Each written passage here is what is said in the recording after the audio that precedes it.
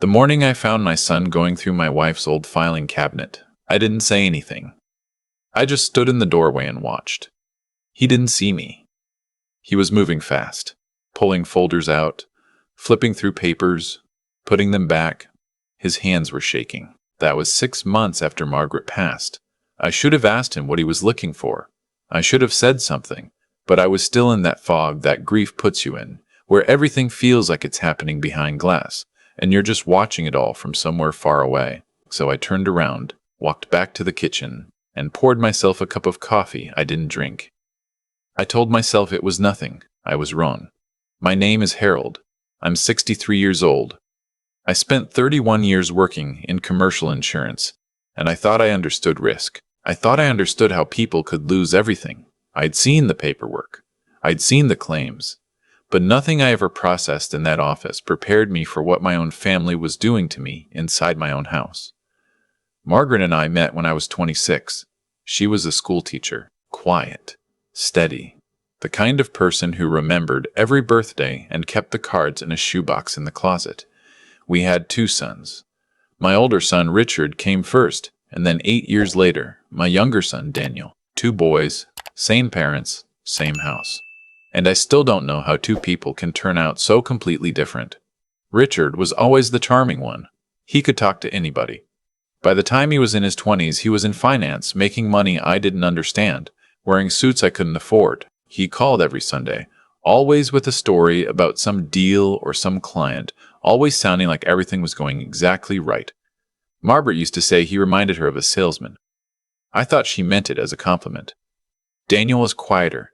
He took after me, I think. Steady work, modest life. He became a contractor. Built things, fixed things, showed up when he said he would. He married a woman named Claire, and they had 2 daughters. They lived about 40 minutes away. Margaret loved those girls more than anything. For most of our lives, things were fine. Or I thought they were. Margaret was diagnosed in the spring 3 years ago, pancreatic cancer. The kind that doesn't give you options. We had 14 months from diagnosis to the end, and I will not spend much time describing those 14 months, because some things don't need to be turned into a story. Some things just need to be survived. She died on a Tuesday morning in June. I was holding her hand. After that, everything got complicated in ways I wasn't ready for. I had been managing our finances jointly with Margaret for decades, but she had always handled certain things more carefully than I did. The investment accounts, the property paperwork, a small rental property we owned 2 towns over that she had inherited from her father. I knew these things existed. I did not know the details the way she did. That was the first problem. The second problem was Richard. 2 weeks after the funeral, Richard came to the house with a briefcase. He sat at the kitchen table and told me he wanted to help. He said he was worried about me managing everything alone. He said there were accounts that needed attention, decisions that needed to be made, and that it would be easier if he could have signing authority on a few things, just temporarily, just to help. I was 62 years old, and my wife of 35 years had been dead for 14 days. I signed what he put in front of me. Daniel wasn't there that day. He had called that morning and offered to come, but Richard had told him I needed quiet, that it was just going to be a quick family conversation, nothing formal. Daniel took him at his word. He shouldn't have. Over the next several months, Richard came to the house often. He was helpful in the way that made you feel like you owed him something. He handled phone calls. He sorted mail. He drove me to appointments. He told me not to worry about the rental property, that he was taking care of the taxes, that I had enough on my plate. I stopped looking at statements. I told myself I was grieving. By spring of the following year, I started noticing things. Small things at first. A credit card I didn't remember applying for. A letter from a bank I didn't have an account with. I asked Richard about the letter, and he said it was junk mail, probably triggered by the estate process. Nothing to worry about. I threw it away. Then I got a call from a debt collector. They were looking for me by name, asking about a personal loan I had never taken out. I said there must be a mistake. They read back my social security number, my date of birth, my former home address, an address Margaret and I had lived at 15 years ago. I called Richard. He said he would look into it. He did not look into it. I called again to it. He said it was probably an error in the system from the estate filing, that these things happened, that he had a call with the bank scheduled and would get it cleared up. His voice was calm and certain, the way it always was. I had been listening to that voice my whole life and trusting it without thinking twice. I pulled my credit report for the first time in years. I sat at the kitchen table at 10 o'clock at night, and I read through it line by line. There were 4 accounts I had never opened, 2 credit cards, a personal loan, a home equity line of credit against the rental property. The home equity line had been drawn on, not fully but significantly, enough to matter. My hands were shaking when I finished reading. I didn't sleep that night. I sat in the chair Margaret used to sit in, and I tried to think clearly. I kept asking myself if I had made a mistake somewhere, if I had signed something I didn't understand, if maybe there was an explanation that made this okay. I went through the documents Richard had brought me after the funeral. I read every page for the first time. On the 3rd page of the temporary signing authority agreement, there was a clause I had not noticed. It was not in plain language, but what it said, as close as I could understand it, was that Richard had authority to act on my behalf in financial matters related to estate administration, and that term had been written broadly enough to mean almost anything he wanted it to mean. I called Daniel the next morning. He drove over that same day. He sat across from me at the kitchen table, and I laid out everything I had. The credit report, the letters, the documents. He read through it quietly, the way he did everything. When he finished, he didn't say anything for a moment. Then he said, "Dad, how long has this been going on?" I said I didn't know. He said we needed to talk to someone, a lawyer, not Richard, someone who had no connection to him. I said yes, but I also said there was something else, something I hadn't been able to bring myself to look at. When we cleaned out Margaret's things after she passed, Daniel and Claire had helped me with most of the house. But Margaret's home office, a small room at the end of the upstairs hall that she had used for her school planning and her personal records, I had asked them to leave it. I said I would handle it myself when I was ready. I was not ready for a long time. The door had been closed for nearly a year. Richard had asked to go through it twice. Both times I told him I wasn't ready. The second time, about 5 months after the funeral, he pushed a little harder. He said there might be documents in there related to the estate, that we should make sure nothing important was being overlooked. I told him the same thing. I wasn't ready. He didn't push a 3rd time. I had thought that was him being respectful. I told Daniel all of this. I told him about seeing Richard at the filing cabinet 6 months ago, rifling through papers early in the morning when he didn't know I was there. I told him I had never found a way to ask about it. Daniel said, "I think we need to open that room, Dad. I think we need to do it before Richard realizes what you found." We went upstairs together. The door was unlocked. It had always been unlocked. I turned the handle and pushed it open for the first time in almost a year. The room smelled the way Margaret's things always smelled, something light, like paper and cedar. I stood in the doorway for a moment, and I just held on to that. The desk was neat. She was always neat. There was a small bookshelf, a filing cabinet, different from the one in the study. This one was a 2-drawer with a key, and on the desk, in a tray that she had always used for things that needed attention, there was a sealed envelope. It had my name on it, in her handwriting. I looked at Daniel. He looked at me.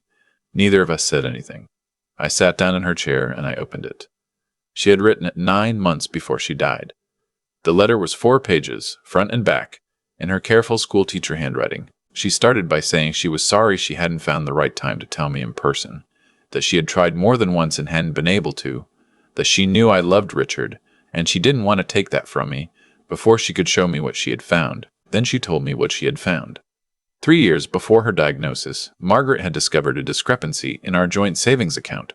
Not large, just enough to make her look closer. What she found when she looked closer was that Richard had been making small transfers over a period of time, routed through an account she didn't recognize. The amounts were small, but the pattern was not.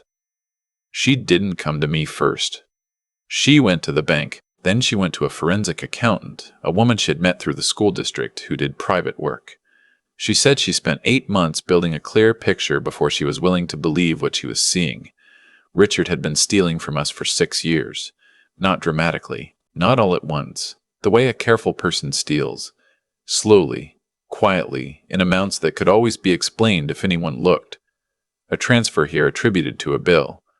A withdrawal there that could be a household expense. He had found a way into our joint account through the online banking system. She explained it in the letter, and I read that part 3 times because I still couldn't fully understand it. And he had been taking money consistently, month after month, for 6 years. She had kept a USB drive with all the documentation from the accountant. Records, statements, annotated spreadsheets showing every transaction she could trace. It was in the locked filing cabinet in the room. The key was taped to the underside of the center drawer of the desk. I sat in that room for a long time after I finished reading. Daniel had stepped out to give me space. He was sitting on the floor in the hallway with his back against the wall. When I opened the door, he looked up at me, and I could see from my face that something significant had happened. I handed him the letter. He read it without speaking. When he was done, he said, "She knew the whole time." I said yes. He said, "She was protecting you." I said, "I knew." He asked if I was okay. I said I didn't know yet. We found the key where she said it would be. The USB drive was in a small envelope in the back of the second drawer, inside a folder labeled with a date, the date she had started working with the accountant. Next to the envelope was a business card, the forensic accountant's name, a handwritten note in Margaret's writing. "She's expecting a call." I told her it might be Harold. I told her it might be after I'm gone. She had planned for this. Even while she was dying, she had planned for this. I'm not a man who cries easily, but I sat on the floor of that room, in front of that filing cabinet, and I cried in a way I hadn't cried since the morning she passed. Not from grief this time, from something more complicated than grief. Daniel called the accountant that afternoon. She remembered Margaret clearly. She said Margaret had been thorough, careful, and that the documentation she had assembled was more complete than most professionals could have managed. She said she had updated her own files when she heard about Margaret's passing, and that she had flagged the case as one that might need continuation. Margaret had told her the same thing she told me, that she was afraid of what the knowledge would do to me if she delivered it without the proof to back it up, that she needed the full picture before she handed it over, that she was running out of time and she knew it. We contacted an attorney the following week. Daniel sat with me through every conversation. He did not tell Richard anything, neither did I. The attorney reviewed the documents and was unambiguous. What Richard had done constituted fraud, and the scope of it, especially the accounts opened in my name after Margaret's death, crossed into federal territory. The signing authority document Richard had brought me after the funeral, the attorney said, had been written specifically to exploit my grief and my lack of attention. It was not an accident. It was engineered. Richard had known exactly what he was doing, and he had known, or suspected, that Margaret had been on to him, which explained the filing cabinet, the pressure to get into her office, all of it. He had been trying to get ahead of whatever she had left behind. He was not fast enough. The case took time. These things always do. There were interviews, there were more documents, there were conversations I never wanted to have with people I never wanted to meet. Richard denied everything at first, then denied some things, then stopped talking without his attorney present. He had the kind of confidence that comes from decades of being believed, but it does not hold up well under documentation. He was charged on 6 counts. I did not attend every hearing. Daniel came with me to the ones I did attend, and sat beside me without saying much. That is the kind of son he has always been. I tell people that what Margaret did, what she built for me in that room, knowing she was dying, is the greatest act of love I have ever witnessed. Not the flowers, not the 35 years of kindness, not even the way she held my hand in those last weeks, when I was the one falling apart, and she was the one steadying me. It was this, the quiet, careful, determined work of making sure that after she was gone, I would not be destroyed by my own blind spot. She knew I loved Richard. She knew I would not have believed it from her alone without the evidence to make it undeniable. She knew me well enough to know she had to give me something I couldn't talk myself out of. I have thought about that many times since. What it must have taken to do that work while she was sick, to make calls and review spreadsheets and communicate with an accountant, all while also being a dying woman trying to spend what time she had left with her family. She didn't tell me because she didn't want our last months together to be about this. She wanted our last months to be what they were. I am angry at Richard in a way that has no bottom to it. But I am not broken by it, which is what I think he expected. He expected that without Margaret and without my savings and without my credit intact, I would be too old and too tired and too lost to fight back. He had mapped out a version of my future where I had nothing left. He didn't account for her. Daniel and Claire have had me over for dinner every Sunday since the case began.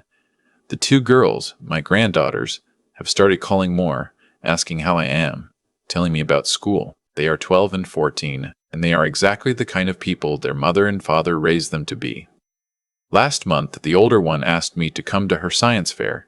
I drove 40 minutes in the rain and I sat in that gymnasium for 2 hours, and I was grateful for every minute of it. There's a version of this story where I never found that letter, where Richard got into the office before me and found the drive and destroyed it, where the accountant eventually closed the file and moved on, where I spent the rest of my life slowly losing things and not understanding why, and Richard kept his voice calm and his suits pressed and told me every Sunday that he was handling it. I think about that version sometimes. Then I think about Margaret, sitting at her desk in that small room, writing my name on an envelope, making sure it ended up in the tray where I would eventually find it. She knew I would find it. She knew me well enough to know I would eventually walk through that door. She just needed to make sure that when I did, everything I needed was waiting for me. I never got to thank her for it. That is the part I carry with me. But I talk to her sometimes, late at night, in that chair she used to sit in. I tell her what happened. I tell her about Daniel and Claire and the girls. I tell her that it worked. I tell her that I found it, that it was enough, that she was right. I think she knew she was right. She usually did. I have spent a lot of time thinking about how any of this was possible. Not just what Richard did, but how it went on for as long as it did. How a person can sit across a table from his own father, look him in the eye, and lie without flinching. How someone raised in the same house, given the same opportunities, shaped by the same two people, can decide that the people who love him most are simply the easiest targets. I don't have a clean answer for that. I'm not sure one exists. What I do know is this. The choices Richard made did not happen all at once. They happened the way most slow destructions happen, one small decision at a time, each one making the next one easier. The first transfer was probably the hardest. After that, I imagine it got simpler. That is what deception does to a person. It does not stay the same size. It grows to fill whatever space you give it, and eventually it becomes the whole of who you are. And the choices Margaret made worked the same way, just in the opposite direction. She didn't build that file in one afternoon. She built it over months, quietly, carefully, while she was also sick and tired and running out of time. Every call she made to the accountant, every statement she reviewed, every page she organized in that cabinet, those were choices too. Small ones, added up into something that outlasted her. That is the thing I keep coming back to. Character is not something you have or don't have. It is something you practice or neglect day after day until the accumulated weight of all those small decisions becomes either a foundation or a whole. Richard neglected it. Margaret practiced it until the very end. I am not a perfect man. I was not a perfect father. I gave Richard more benefit of the doubt than he had earned because I wanted to believe a version of him that was easier to love. That was my failure, and I own it. But I also know that the willingness to look honestly at your own blind spots, even when it is painful, even when it costs you something, is the only thing that keeps a person from being permanently undone by them. I looked. Late, yes. But I looked. Daniel never asked me to apologize for not seeing it sooner. He just showed up, sat down, and helped me work through it. That kind of steadiness. The kind that doesn't need credit, doesn't need to be the favorite, doesn't need to win.